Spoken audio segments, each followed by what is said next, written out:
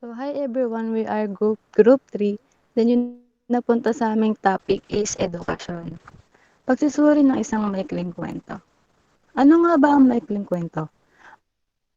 Ang maikling kwento ay ang maiksing salaysay sa isang mahalagang pangyayaring isasasangutan ng isa o ilang tauhan at maiisang kakitlan o impresyon lamang. Isa itong masining na anyo ng panitikan, tulad ng nobela at dula. Isa rin itong paggagad ng realidad kung ginagagad ang isang momento lamang o iyong isang madulang pangyayaring nagaganap sa buhay ng pangunaing tauhan. So, ito yung isa sa mga laman ng isang maikling kwento, ang saligan o sanggunian. So, dito nakapaloob dito kung saan namin kinuha yung link ng ng title ng kwento ni Mabuti ni Genoveva Edroza Matute. Ang kwento ni Mabuti ay naglalarawan ng buhay ng isang guro na tinaguriang Mabuti. Bagamat hindi ito ang kanyang tunay na pangalan, ito ang pangalang sumasailalim sa kanyang likas na kabutihan at sa kanyang pagsusumikap na ituro ang mga bagay na mabuti sa kanyang mga mag-aaral.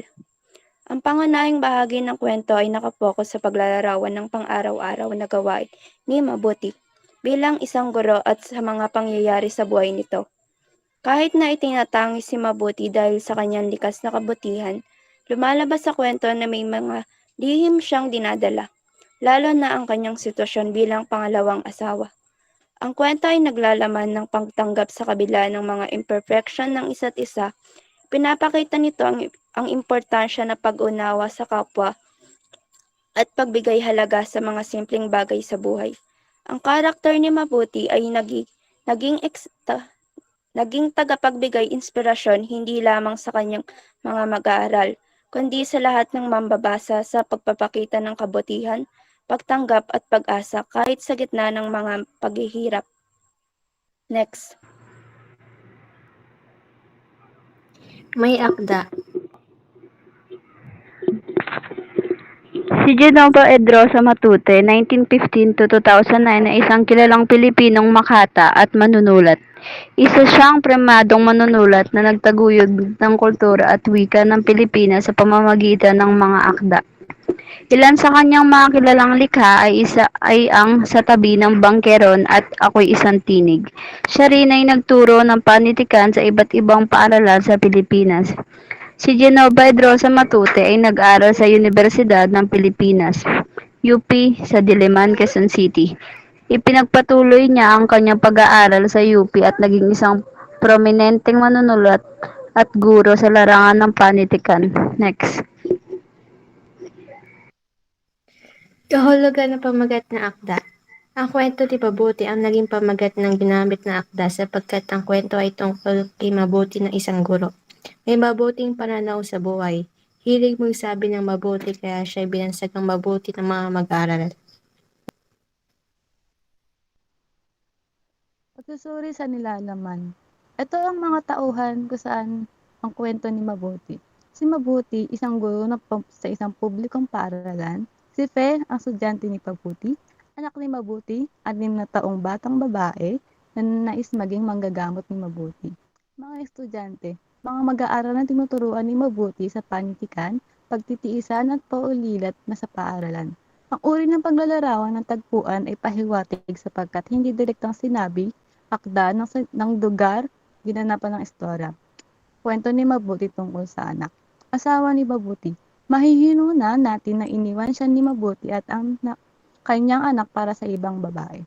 Ang mga mag-aaral na umiiyak sa sulok, isang batang naging malapit kay Mabuti at naging interesado sa pagtuklas sa suliranin ni Mabuti. Tagpuan. Sa paaralan, ang uri ng paglalarawan ng tagpuan ay pahiwatig sapagkat hindi direktang sinasabi sa akda na sa ganitong lugar ginaganap ang istorya.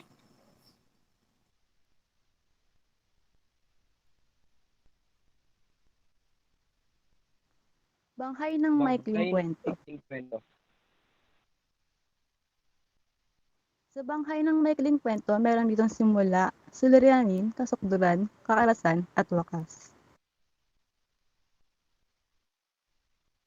Simula. Isang guro na tinatawag na mabuti ng kanyang estudyante kapag nakatalikod dahil sa lagi niya itong tinuturuan dahil dito siya bihasa. Suliranin, magtakip si Lima ng isang mag-aaral ay umiiyak sa isang sulok ng silid. Aklatan. Dahil sa isang maliit na problema, nilapitan siya ni Mabuti at kinausap, inusisa at pinatahan na mangha ang dahil doon din tumatanggi si Mabuti sa sulok na iyon. Ngunit hindi siya nasagot ni Mabuti simula noon. Ang mag-aaral ay nagkaroon ng matinding damdamin sa pagtukla sa suliranin ni Mabuti. Pilit ikinubli ng guro. Kasukdulan. Isang araw, nagkwento si Mabuti tungkol sa kanyang mag-aaral na susunod na pasukan. Nasambit niya na nais niyang maging manggagamot ang kanyang anak. Isang mabuting manggagamot, bigla niyang narinig ang bulong-bulungan ng dalawang estudyante na ang sinasabi ay gaya ng kanyang ama. Tumakas dugo sa muka ni Mabuti na parang isang puting tela. Gayunpaman, siya ngumiti ng pilit at sinabing, "Oo, gaya ka ng kanyang ama." Sa pagkabigla at kilabot siya, narinig mas nakuha pa rin niyang ngumiti. Bagamat pinilit ilang araw din ang itinagal ng pagmutla ng kanyang muka. Samantalang, nagpagtagpi-tagpi na ng bata ang mga impormasyon ngunit bigo siya matuklasan ang lihim suliranin ni Mabuti. Kakasan, natuklasan ng mag-aaral na naging malapit kay yung Puy kaburo ng asawa, hindi na siya tinitirahan.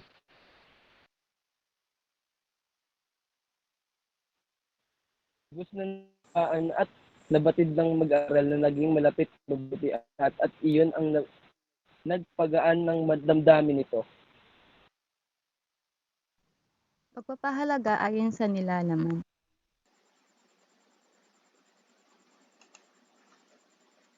Kalagayang sosyal at pangkabuhayan. Ipinapakita sa kwento ang tunay na kapaitan ng buhay sa pamamagitan ng mga tauhan sa kwento. Layunin ng panitikan ay makita ang mga karanasan at nasaksihan ng may akda sa kanyang lipunan. Kalagayang sosyal at pangkabuhayan. Sa maikling kwentong ito ay hindi inihayag kung ano ang kalagayang sosyal ni Mabuti. At ang pangkabuhay ni Mabuti ay isa siyang pangkaraniwang guro.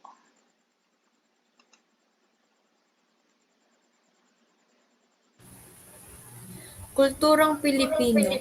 Nakapaloob sa kwento, ang kwento ni Mabuti ay ang pagiging mabuti nating mga Pilipino. Hindi mapagkakaila na tayong Pilipino ay mabubuting tao. Tulad na lamang ng pagtulong ng buong buo galing sa puso at may ngiti ang isa sa katangian ng bawat Pilipino.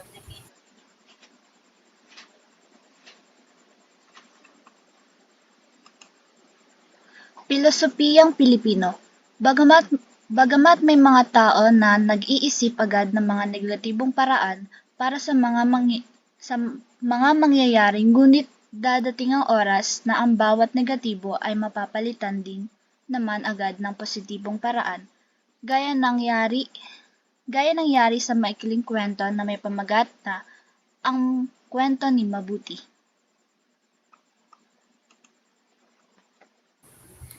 Simbolismong Pilipino. Ang napili naming simbolo ay ang salitang mabuti. Dahil ang pagiging mabuti ay sumisimbolo ng pagmamahal at pagpapakita ng magandang asal sa ibang tao. Gaya na lamang ni Mabuti, na kahit ganon ang naging sitwasyon ng kanyang pamilya, ay mas pinili niyang lumaban sa lahat ng pagsubok at maging mabuti para sa kanyang anak at maging isang magandang ehemplo sa kanyang mga mag-aaral. Kalagayang pambansa. Sa kwento ba ni Mabuti ay nakikita ang kalagayan ng ating lipunan na bansa. Oo, dahil ang kwento ay nagpapakita ng karanasang pang-araw-araw ng isang guro sa isang nayon sa Pilipinas. Sa pamamagitan ng kwento, pinakikita ang ilang aspekto ng kultura, lipunan at pang-araw-araw na buhay ng sabing lugar. Maaring itinuturing ng pambansang yaman ng edukasyon at pagtuturo na siyang pangunahing bahagi ng buhay ni Mabuti. Next, kalagayang pangkabuhayan. Sa kwento ba ni Mabuti, naipakita o nakita ang kalagayang pangkabuhayan? Sa kwento, makikita ang pagkakalatang kondisyon ng pamumuhay ng mga mamamayan sa nayon. Ang pagiging guro ni Mabuti ay naglalaman ng aspekto ng kabuhayan na nauugma sa edukasyon at pag-unlad ng mga kabataan. Maaring itinuturing na mahalaga ang edukasyon sa pangarap ng mas magandang buhay para sa komunidad.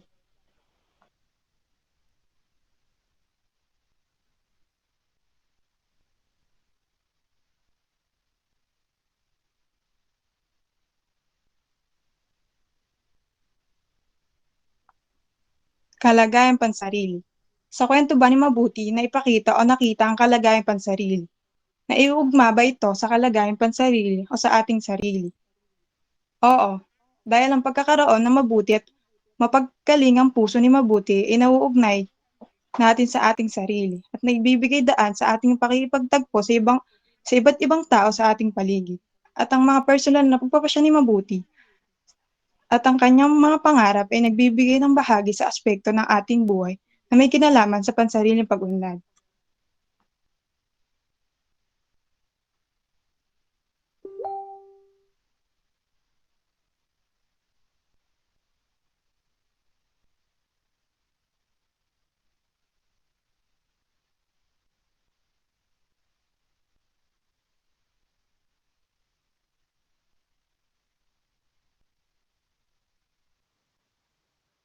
Aral sa kwento.